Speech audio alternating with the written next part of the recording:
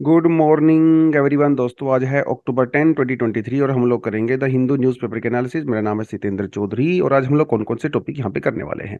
तो जैसा कि आपको पता है नोबेल प्राइज की अनाउंसमेंट हो रही है कंटिन्यूअसली, तो आज हम लोग इकोनॉमिक्स के नोबेल प्राइज के बारे में बात करेंगे जिसकी अनाउंसमेंट हो चुकी है। उसके अलावा इंडियन ओशन रिम एसोसिएशन के बारे में बात करेंगे, बहुत ज़्यादा इंपॉर्टेंट टॉपिक है प्रीलिम्स के लिए भी और मेंस के लिए भी, इसके बारे में बात करेंगे। उसके बाद मल्टी मॉडल एआई क्या होता है। देखिए, आर्टिफिशियल इंटेलिजेंस तो हम लोगों ने सुना है, लेकिन आज इसके अंदर एक और नया वर्ड ऐड करेंगे, मल्टी मॉडल एआई। तो ये क्या होता है, कैसे काम करता है, काफी इंपॉर्टेंट टॉपिक है स्पेशली फॉर द मेंस, क्योंकि साइंस एंड टेक वाले क्वेश्चंस में ऐसे क्वेश्चन हमेशा आते हैं जहाँ पे कुछ इनोवेशन होती है या कुछ नया टेक्नोलॉजी होता है, तो वो क्वेश्चंस पूछे जाते हैं। तो वहां से इसको हम लोग करेंगे टैक्स सेक्शन से। उसके अलावा शेड्यूल एरियाज इंडिया में क्या होते हैं, कैसे आइडेंटिफाई किए जाते हैं, किसकी पावर क्या, कौन सी पावर होती है, शेड्यूल्स के बारे में बात करेंगे।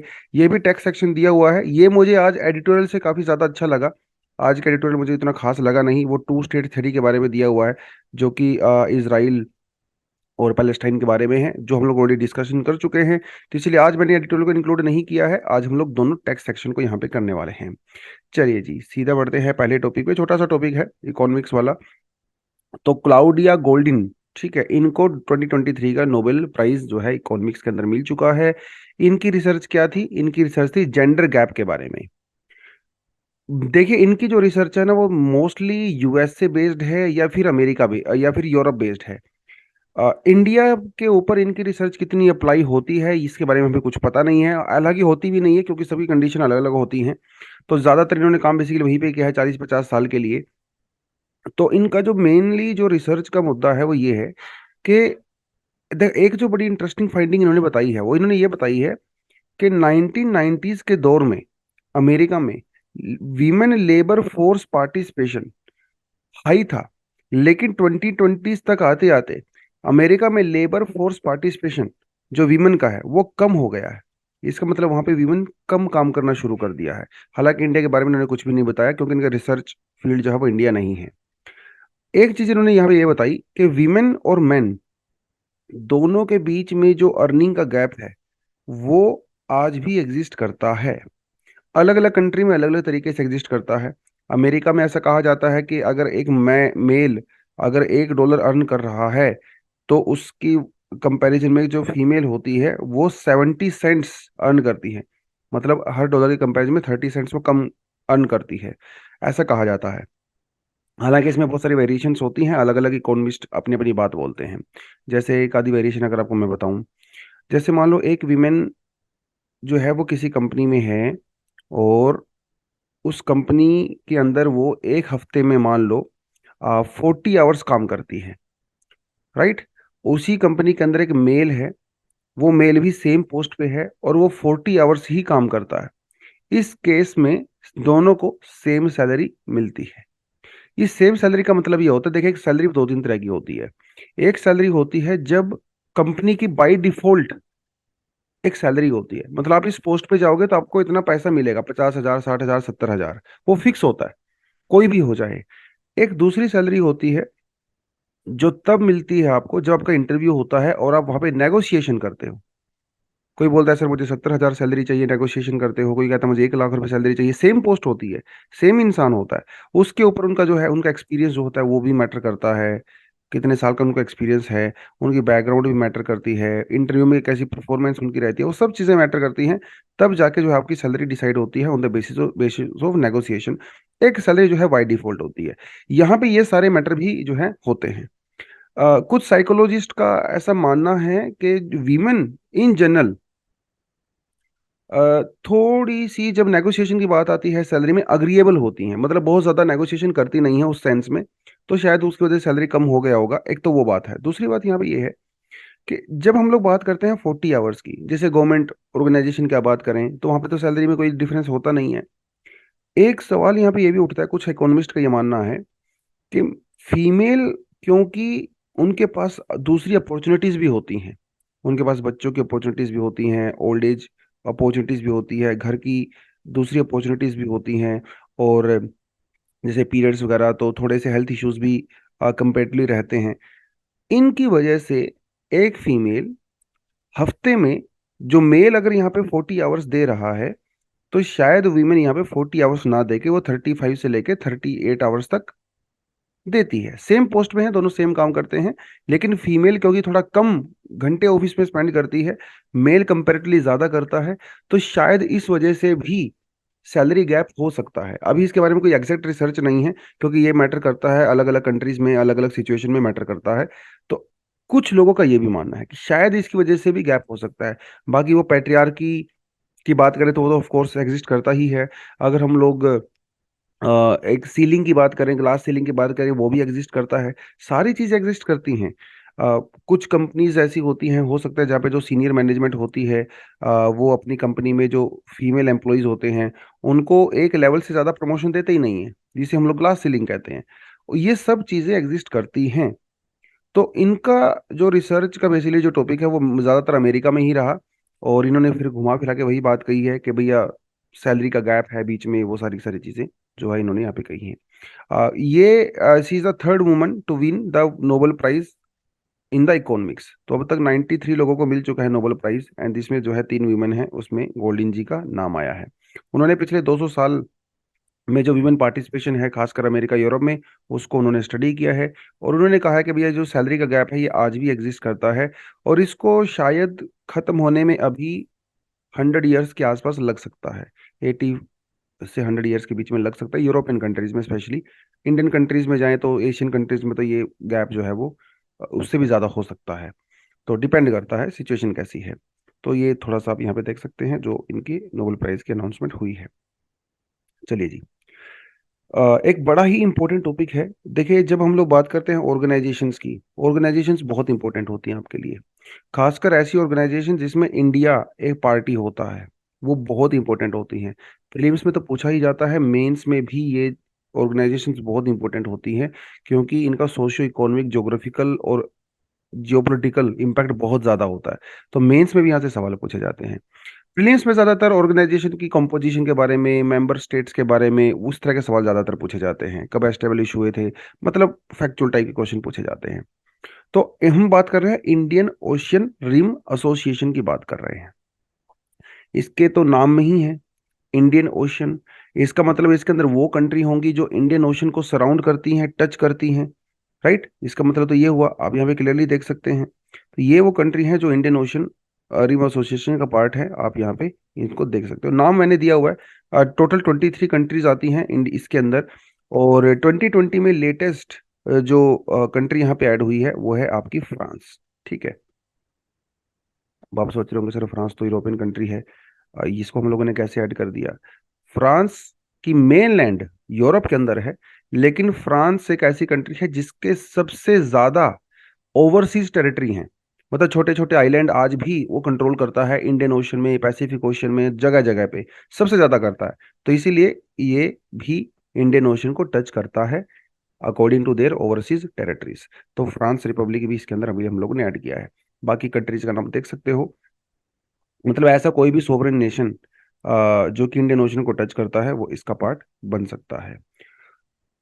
इंडियन ओशन रिम एसोसिएशन बनाने की जो हिस्ट्री है वो भी काफ़ी इंटरेस्टिंग है। 1995 में नेशनल मंडेला जी ने इंडिया की यात्रा की थी, और तब मंडेला जी ने कहा था कि एक ऐसी एसोसिएशन होनी चाहिए जिसमें इंडियन ओशन, मतलब इंडिया और अफ्रीकन नेशंस जो कि कोस्टल नेशंस हैं उनकी ग्रुपिंग होनी चाहिए, ताकि फ्यूचर में वो बढ़िया से काम कर सकें। तो बेसिकली 1995 में आइडिया आया था, और चलते चलते फिर इसको मार्च 1997 में इंडियन ओशन रिम एसोसिएशन हम लोगों ने बना दिया। इसका सेक्रेटरीट कहाँ है भैया, वो है साइबर सिटी इबीन, मॉरिशियस के अंदर। छोटी छोटी चीजें हैं, याद होनी चाहिए प्रीलिम्स के परस्पेक्टिव से। उसके अलावा ये जो थोड़ी बहुत बात हम लोगों ने किया है, इंडियन ओशन और इंडिया, इंडियन रिम एसोसिएशन, इसके बीच में थोड़ा सा रिलेशन की बात करें। देखिए, हमारे देश का 90% जो ट्रेड होता है, और 90% जो ऑयल इंपोर्ट करते हैं हम लोग, वो सी रूट के थ्रू ही करते हैं, इंडियन ओशन के थ्रू ही करते हैं। तो इंडियन ओशन हमारी सेफ्टी के लिए तो है ही, सिक्योरिटी पर्पज के लिए इंपॉर्टेंट। सिक्योरिटी पर्पज के साथ साथ ये हमारी इकोनॉमी के लिए भी बहुत जरूरी है। तो भैया इंडियन ओशन होना चाहिए पीसफुल, लेकिन पीसफुल तो नहीं है ना, चाइना वाइना यहाँ पे पंगा करता रहता है। तो हम तो चाहते हैं पीसफुल रहे, नेगोशिएशन जो है वो सेफ रहे। क्योंकि आधे से ज्यादा दुनिया के जो कंटेनर हैं वो इंडियन ओशन से होके जाते हैं। मिडिल ईस्ट से जो ऑयल वगैरह चाइना जाता है वो भी यहाँ से होके जा रहा है, जापान में जा रहा है वो भी, ताइवान में जा रहा है वो भी, कोरिया से जा रहा है वो भी। दुनिया के आधे से ज्यादा कंटेनर तो इंडियन ओशन से होके ही जाते हैं।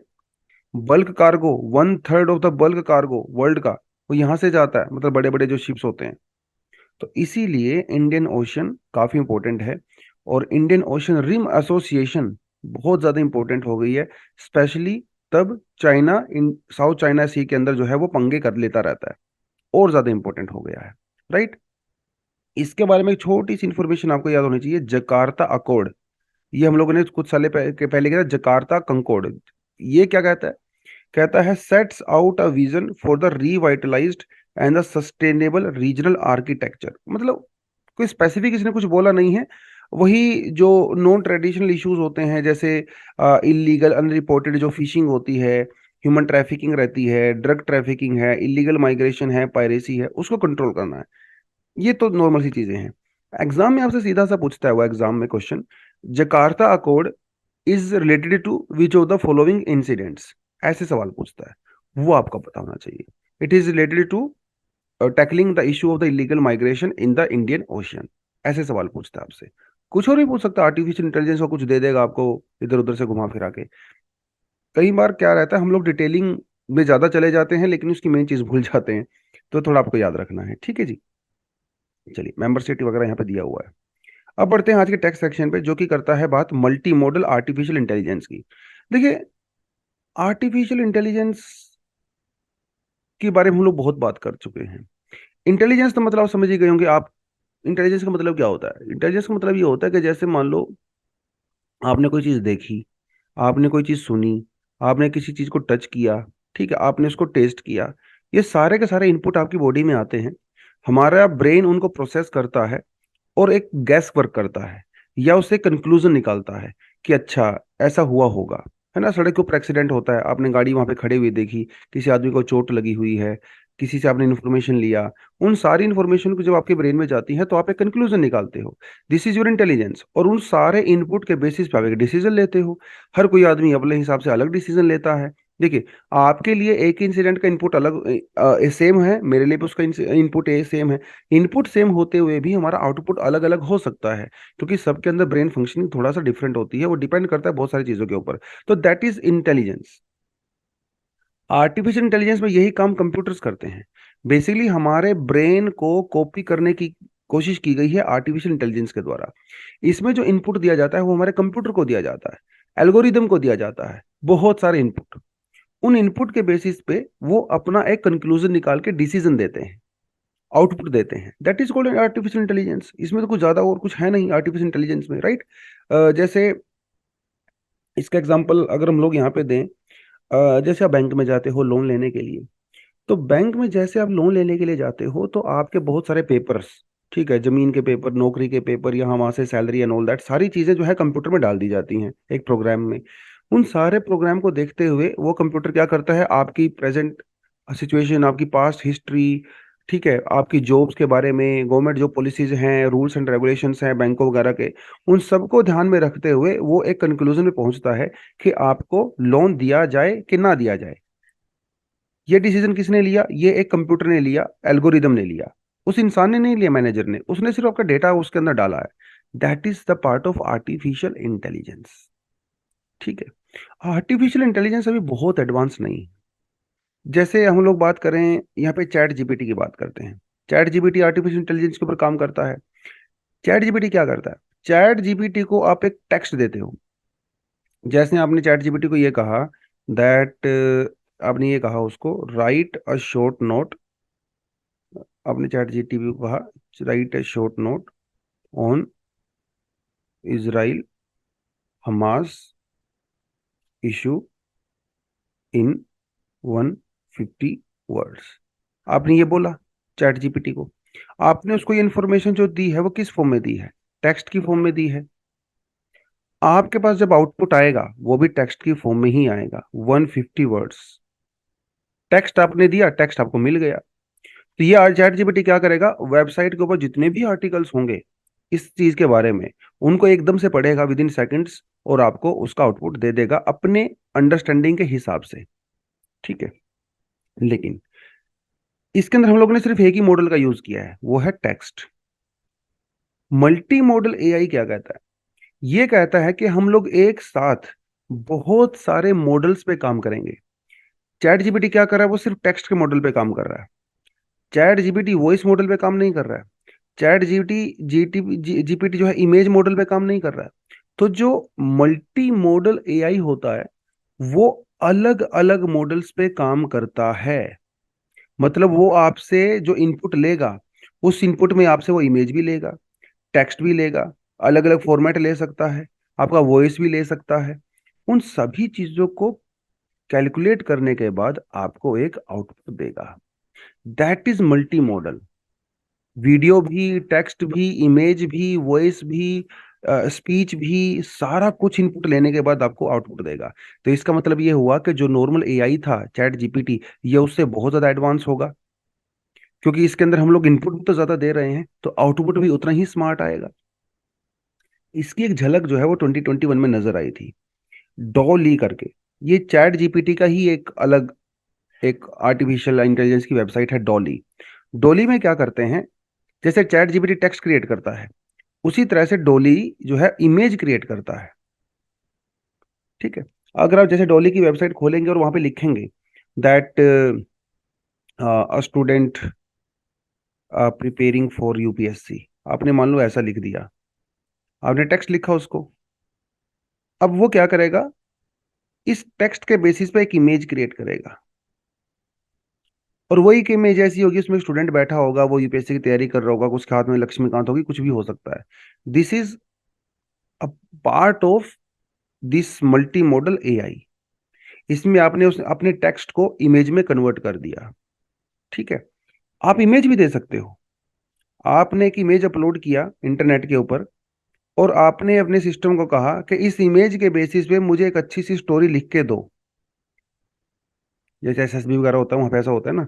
तो वो उस इमेज को देखेगा, उसको पढ़ेगा, उसकी हर चीज को देखेगा, नोट करेगा, और आपको एक उस इमेज के बारे में बढ़िया सी स्टोरी लिख के दे देगा। आप कुछ भी कह सकते हो, स्टोरी कह सकते हो, पोएट्री कह सकते हो। इवन उस इमेज के बेसिस पे वो आर्टिफिशियल इंटेलिजेंस से आपको म्यूजिक भी क्रिएट करके दे देगा। This is multi model AI. ऐसे अलग अलग सिस्टम का हम लोग यहाँ पे यूज करने वाले हैं। तो ये बहुत एडवांस है। अभी हम लोग आर्टिफिशियल इंटेलिजेंस से हल्का सा जो है जनरल इंटेलिजेंस की तरफ जा रहे हैं, मतलब बहुत ज्यादा एडवांस। इसका एग्जांपल आपको दूं एक बहुत शानदार, फ्यूचर में क्या होगा इससे। जैसे हम लोग क्या करते हैं, वीआर हेडसेट जो होते हैं, वीआर हेडसेट आपको पता ना क्या होते हैं? जो आप आंखों पे पहनते हो, बड़े बड़े हेडसेट होते हैं, जिसमें वो फिल्म वगैरह चलती है। आप कभी सिनेमा हॉल में गए हो तो 3D ग्लासेस टाइप का कुछ होता है वो, ठीक है। वर्चुअल रियलिटी में बेसिकली हम लोग पहुंच जाते हैं उससे। आप गेम वगैरह खेल सकते हो, सब कुछ उसके अंदर कर सकते हो। आजकल तो फेसबुक भी काफी ज्यादा पैसे लगा रहा है वीआर के अंदर। अब जैसे मान लो आपने वीआर हेडसेट पहना, आपने उसके ऊपर एक मूवी चलाई। उस मूवी में क्या हुआ, आप एक बीच पे हो, ठीक है। आप एक बीच के ऊपर खड़े हो, ठंडी ठंडी हवा चल रही है, आपने वो मूवी में देख रहे हो। आपकी आंखें सिर्फ उसको देख रही हैं, आप फील नहीं कर रहे हो। मल्टी मॉडल एआई में क्या होगा, आप एक्चुअली उसको फील भी कर सकते हो। जब बीच के ऊपर हवा चलेगी तो आपके फेस पे भी हवा लगेगी। जितना टेम्परेचर बीच पे होगा उतनी ही गर्म हवा आपको लगेगी। मतलब आपको फीलिंग आएगी, आपको ऐसा लगेगा कि आप फिजिकली वहां पे मौजूद हो। आपके साथ वो आपकी बॉडी में भी वैसी चीजें होंगी, हवा लगेगी, आपको खुशबू आएगी। आपको आपको जो फूड अगर आप कंज्यूम कर रहे हो किसी में, वो फूड का टेस्ट भी आप ले सकते हो। ये बहुत आपको लग रहा होगा कि किसी में साईफाई मूवीज की बात कर रहा हूं, लेकिन ऐसा है नहीं। ये चीजें एक्चुअली शुरुआत हो चुकी है। This is called multi modal AI. ठीक है। ऑटोनोमस ड्राइविंग के रोबोटिक्स की बात करते हैं तो वो बहुत एडवांस हो जाएगा।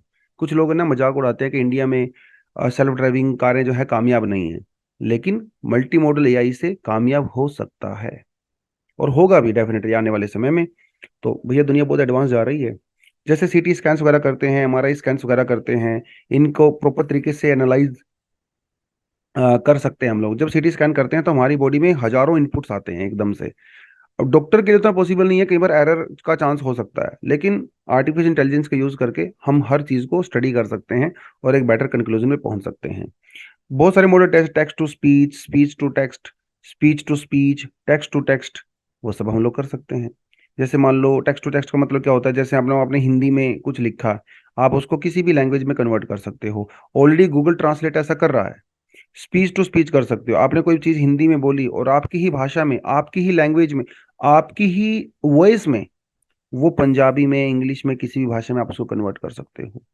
ये सारी चीजें ऑलरेडी होनी शुरू हो चुकी हैं, लेकिन आने वाले समय में ये और बेटर तरीके से होंगी, क्योंकि इसमें हम लोग मल्टी मॉडल सिस्टम का यूज कर रहे हैं। वीडियो, ऑडियो, स्पीच, इमेज, सब कुछ एक साथ कर रहे हैं। अभी हम लोग एक चीज को एक ही बार में कर रहे हैं, ऑडियो को तो एक बार में कर रहे हैं ऑडियो, स्पीच को स्पीच में, इमेज को इमेज में, टेक्स्ट को टेक्स्ट में।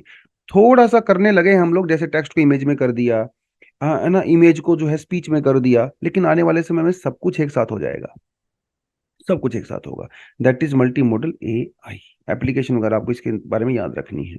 चलिए जी, the state of India scheduled areas, आप यहाँ पे देख सकते हैं इस पिक्चर में क्या लिखा है। जियो स्पेशल, जियो मतलब ज्योग्राफी, स्पेशल मतलब related to space, representation of the schedule area districts. Okay, ठीक है जी। Geo special representation of the full and the partial schedule areas districts. आप यहाँ पे क्लियरली देख सकते हो, some part of our western India, some part of our central India, some part of our north east India, right. आप यहाँ पे clearly देख सकते हो। यहाँ पे कुछ पार्ट आप देखोगे, आपको हिमाचल का भी नजर आएगा, हालांकि उत्तराखंड का आपको यहाँ पे कोई पार्ट नजर नहीं आ रहा होगा। तमिलनाडु वगैरह में नीचे भी नीलगिरी हिल्स वगैरह में आपको ऐसा कुछ नजर नहीं आ रहा होगा। तो जो ब्लू कलर में आपको नजर आ रहा है वो फुल्ली शेड्यूल एरियाज हैं। जो रेड कलर में, थोड़ा मरून कलर में आपको नजर आ रहा है, वो पार्शली शेड्यूल एरियाज हैं और डिस्ट्रिक्ट्स हैं। तो आज ना हम लोग इसी के बारे में बात करने वाले हैं। इंडिया में जो शेड्यूल एरियाज हैं, कौन डिसाइड करता है, क्या पावर्स होती हैं, वो सारी करके इस आर्टिकल में बड़ा अच्छे से दिया गया है। आप इसे अपने नोट्स वगैरह में ऐड कर सकते हो। लक्ष्मीकांत में इतना डिटेल नहीं है, इसके अंदर काफी डिटेलिंग दिया गया है। तो एक तो जब हम लोग शेड्यूल एरियाज की बात करते हैं तो ऑफकोर्स हम लोग एसटी कम्युनिटीज की बात कर रहे हैं। इंडिया में 705 शेड्यूल ट्राइब कम्युनिटीज को आइडेंटिफाई किया गया है, जो कि हमारे देश की टोटल पॉपुलेशन का 8.6% बनाता है। और ये 26 स्टेट्स में रहते हैं और 6 यूनियन टेरिटरीज में रहते हैं। यस, आप कमेंट सेक्शन में उन स्टेट्स का नाम बताइए जहां पे कोई भी, या यूटीज का नाम बताइए जहां पे कोई भी शेड्यूल ट्राइब नहीं रहते हैं। ठीक है, कमेंट सेक्शन में बताइए। जब हम लोग शेड्यूल एरियाज की बात करते हैं तो आपको पता है हमारे देश में शेड्यूल 5 है। यस, हमारे यहाँ पे शेड्यूल 6 भी है। दो अलग अलग हिस्से की बात करता है। जो शेड्यूल 5 है वो आसाम, मेघालय, त्रिपुरा और मिजोरम की बात करता है। बाकी शेड्यूल 6 जो है दूसरे एरियाज की बात करता है। शेड्यूल 5 को इंप्लीमेंट करने के लिए हमारे पास है आर्टिकल 44(2)(44)(1)। सिक्स शेड्यूल को इंप्लीमेंट करने के लिए हमारे पास आर्टिकल है 244(2). एक तो आपको ये इंफॉर्मेशन पता होनी चाहिए, specially for your prelims examination. अब सवाल ये उठता है कि भैया शेड्यूल एरियाज क्या हैं, what are the schedule areas. Schedule areas हमारे टोटल देश का जो लैंड एरिया है उसका 11.3% कवर करते हैं, लगभग लगभग 10 स्टेट्स के अंदर, जिसमें गुजरात, महाराष्ट्र, हिमाचल प्रदेश वगैरह वो सब आ गए। 2015 में केरला की सरकार ने कुछ छोटे छोटे गांवों को, ग्राम पंचायत को आइडेंटिफाई किया था शेड्यूल एरिया को डिक्लेयर करने के लिए, लेकिन इंडियन गवर्नमेंट की तरफ से अभी भी उसको अप्रूवल नहीं मिला है। इसका एक कारण ये है कि शेड्यूल ट्राइब्स, जो शेड्यूल एरियाज होते हैं उसके अंदर जो गांव आते हैं, वो गांव ना एक दूसरे के साथ कॉन्टिन्यूस होने चाहिए। ठीक है, जैसे मान लो ये कोई डिस्ट्रिक्ट है, इस डिस्ट्रिक्ट के अंदर सपोज करो मान लो 55% एसटी पॉपुलेशन है। अब यहाँ पे गांव है, ओके, इसके साथ साथ साइड में एक और डिस्ट्रिक्ट है जिसके अंदर सिर्फ 2 गांव ऐसे हैं जो एसटीज हैं, बाकी सारे गांव वहां पे एससीज हैं या जनरल कैटेगरी से बिलोंग करते हैं। एक जनरल रूल ये कहता है कि जो पहले वाला सिनेरियो है जिसके अंदर ज्यादातर एसटीज हैं, मेजोरिटी, आप इसको डिक्लेयर कर सकते हो। लेकिन ये जो गांव है वो एक दूसरे के साथ कॉन्टिन्यूस लगभग होने चाहिए, आप इसको डिक्लेयर नहीं कर सकते, क्योंकि वो उस डिस्ट्रिक्ट से बाहर हैं और वो इनके साथ कॉन्टिन्यूएशन में नहीं है। इसकी वजह से केरला में ये जो गांव उन्होंने आइडेंटिफाई किए हैबिटेशंस वगैरह, वो कॉन्टिन्यूस नहीं है, इसलिए गवर्नमेंट की तरह से अप्रूवल नहीं मिला है। उसमें क्या हुआ, एक गांव यहाँ है, बीच में कुछ और दूसरे गांव आ गए एससीज और जनरल वाले, फिर एक गांव यहाँ पे चला गया। फिर बीच में जनरल वाले आ गए, फिर एक गांव यहाँ पे चला गया, जिसकी वजह से कंटिन्यूशन ना होने की वजह से उनको शेड्यूल जो है एरिया या शेड्यूल ट्राइब डिक्लेयर नहीं किया गया है। अप्रूवल में है, देखते हैं क्या होगा। जिसकी वजह से क्या हुआ, आज भी इंडिया की जो 59% शेड्यूल ट्राइब पॉपुलेशन है उसको लीगली तौर पे आइडेंटिफाई नहीं किया गया है, और उनको जो राइट्स हैं वो उनको नहीं मिले हैं। अरे भाई, जब आप किसी चीज को आइडेंटिफाई ही नहीं करोगे तो उसके अधिकार मिलना तो दूर की बात है ना। इनको आइडेंटिफाई क्यों नहीं किया जा रहा है? क्योंकि वो कंटिन्यूस नहीं है। एक गांव यहाँ है, एक 20 किलोमीटर दूर है, एक 20 किलोमीटर है, 50 किलोमीटर है, बीच में दूसरे गांव आ गए, इस वजह से आइडेंटिफाई नहीं किया जा रहा है। तो 59% एसटी पॉपुलेशन हमारे देश की ऐसे एरिया से बाहर है, जिसकी वजह से उनको आर्टिकल 244 से बाहर रखा गया है, और उनको बहुत सारे बेनिफिट नहीं मिल पाते हैं। उनको लैंड एक्विजिशन के अंदर कोई अधिकार नहीं है, उन वहां पे जो है बायोलॉजिकल डाइवर्सिटी एक्ट 2002 भी लागू नहीं होता, उनको फेयर कंपनसेशन नहीं मिलती, जस्ट बिकॉज उनका गांव कॉन्टिन्यूस नहीं है। हालांकि वो एसटी हैं, उनका लाइफस्टाइल एसटी है, लेकिन कंटिन्यूस नहीं है, तो अधिकार नहीं मिल पा रहे हैं। बात के ऊपर मैं काफी फोकस कर रहा हूं क्योंकि ये काफी इंपॉर्टेंट पॉइंट है। 1995 में भुरिया कमेटी बनाई गई थी, जिसने कहा था कि भैया, जो पंचायती राज है हमारा इंस्टीट्यूशन, जो कि हम लोगों ने 1992 में 73 अमेंडमेंट एक्ट पास किया था, वो शेड्यूल एरिया के अंदर भी लागू होना चाहिए, लेकिन अनफॉर्चुनेटली वो उस समय लागू नहीं हो पाया। उस समय लागू नहीं हो पाया।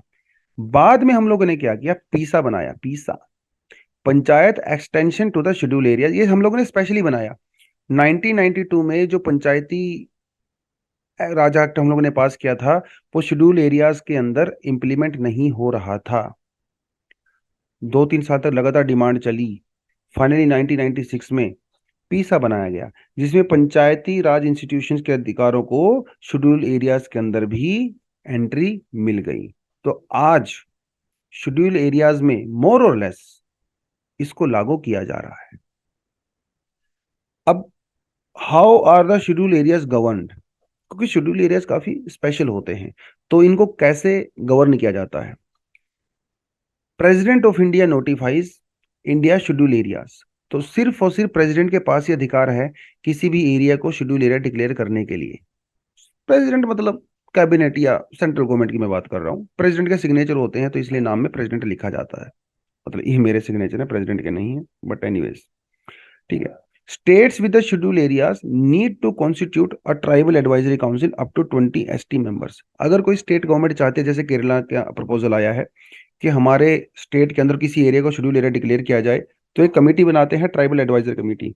ये कमेटी फिर बाद में गवर्नर को एडवाइस करती है कि इसको शेड्यूल एरिया डिक्लेयर किया जाना है कि नहीं किया जाना। एक तो बात ये हो गई। ये कमेटी हर साल गवर्नर, उस स्टेट के गवर्नर हर साल प्रेसिडेंट को एक रिपोर्ट देते हैं, जिसमें शेड्यूल एरियाज के एडमिनिस्ट्रेशन के बारे में पूरी डिटेल दी जाती है। अब मान लो स्टेट गवर्नमेंट सिर्फ आइडेंटिफाई कर सकती है, अप्रूवल तो आपको सेंट्रल गवर्नमेंट यानी कि प्रेसिडेंट से ही मिलेगा। उसके अलावा जो नेशनल गवर्नमेंट है सेंटर में, वो स्टेट गवर्नमेंट्स को डायरेक्शन भी दे सकती है regarding the administration of schedule areas. और कई बार ऐसा भी होता है, अगर शेड्यूल एरियाज प्रॉपर तरीके से एडमिनिस्टर नहीं हो रहे हैं, तो वहां पे प्रेसिडेंट रूल भी लग सकता है। लेकिन शेड्यूल एरियाज में जो गवर्नर होते हैं ना, जैसे मान लो महाराष्ट्र के गवर्नर हैं, तो उनको शेड्यूल एरियाज के बारे में कुछ स्पेशल पावर दी गई है, और ये पावर बहुत जबरदस्त है। सुनने में हमको अजीब सा लगेगा, लेकिन है। मान लो पार्लियामेंट या state legislature assembly schedule areas को गवर्न करने के लिए कोई कानून बनाता है, वहां के गवर्नर के पास इतनी पावर होती है कि वो इस एक्ट को ना माने, वो इस एक्ट को रिपील कर सकता है गवर्नर, उसको अमेंड भी कर सकता है। इतनी बड़ी पावर होती है। ये कॉन्स्टिट्यूशन में दी तो गई है, लेकिन इसको प्रैक्टिस नहीं किया जाता। ये भी एक अलग मैटर है। तो वही गवर्नर थोड़ी ना करेंगे यार, गवर्नर तो ठीक है, ज्यादा से ज्यादा क्या करेंगे, एक एडवाइस भेज सकते हैं, इससे ज्यादा नहीं करते हैं। लेकिन पावर है गवर्नर के पास। कभी कभी महाराष्ट्र में इसको इंप्लीमेंट किया गया था, काफी कंट्रोवर्सी हो गई थी, बट स्टिल गवर्नर अगर चाहे तो किसी भी कानून को इंप्लीमेंट होने से रोक सकता है शेड्यूल एरियाज में, चाहे वो प्रेसिडेंट के द्वारा बनाया गया हो या फिर स्टेट लेजिस्लेटिव असेंबली के द्वारा बनाया गया हो। ठीक है। तो पीसा आने के बाद जो ग्राम सभा होती है शेड्यूल एरियाज में, उनको एक ठीक ठाक सी अथॉरिटी मिल गई है। क्योंकि it's a part of direct democracy. तो वहाँ पे जो लैंड है, कुछ टैक्सेशन राइट्स वगैरह हैं, वो उनको अधिकार थोड़े से वहाँ पे मिल गए हैं। तो शेड्यूल एरिया कौन डिसाइड करता है? मैंने आपको पहले ही बता दिया, president has the only power. Central government के पास है शेड्यूल, स्टेट गवर्नमेंट के पास कोई खास पावर यहाँ पे नहीं होती है। How are the schedule areas identified? जो दाभेकर कमिटी कमीशन रिपोर्ट थी 1961 में, उसने कुछ बातें बताई थी जिनको फोकस करके हम लोग शेड्यूल एरिया को आइडेंटिफाई कर सकते हैं। जैसे वो कॉम्पैक्ट होना चाहिए, ठीक है, वहां पे मेजोरिटी पॉपुलेशन जो है ट्राइबल होनी चाहिए, राइट, इस तरह की चीजें उन्होंने बताया था। एक कोई खास ब्लॉक होना चाहिए, खास ताल्लुक होना चाहिए, इकोनॉमिक बैकवर्डनेस होनी चाहिए, राइट, इस तरह की चीजें जो है उन्होंने बताई थी। और आज भी मोस्टली हम लोग इन चीजों को फोकस करते हैं। तो जो मैंने आपको बताया ना कॉम्पैक्टनेस, यही है वो। जो शेड्यूल एरियाज के अंदर जो ट्राइबल गांव होते हैं वो काफी क्लोज क्लोज होने चाहिए, कॉम्पैक्ट होने चाहिए, तब आपको डिक्लेयर करेंगे। अगर आप बहुत दूर दूर होंगे तो भैया आपको शेड्यूल एरिया के अंदर वो गांव को नहीं हम लोग डिक्लेयर करेंगे। हालांकि हम लोग मेजोरिटी को कंसिडर करते हैं। जैसे 50% से ज्यादा अगर किसी गांव में, एरिया में अगर शेड्यूल ट्राइब पॉपुलेशन है तो उसे शेड्यूल एरिया डिक्लेयर कर दिया जाता है। हालांकि कॉन्स्टिट्यूशन के अंदर ऐसा कोई रूल नहीं है। कभी कभी ऐसा देखा गया है 40% को भी शेड्यूल एरिया डिक्लेयर किया गया है झारखंड वगैरह में, ठीक है। लेकिन अल्टीमेट जो पावर होती है वो आपकी प्रेसिडेंट के पास ही होती है।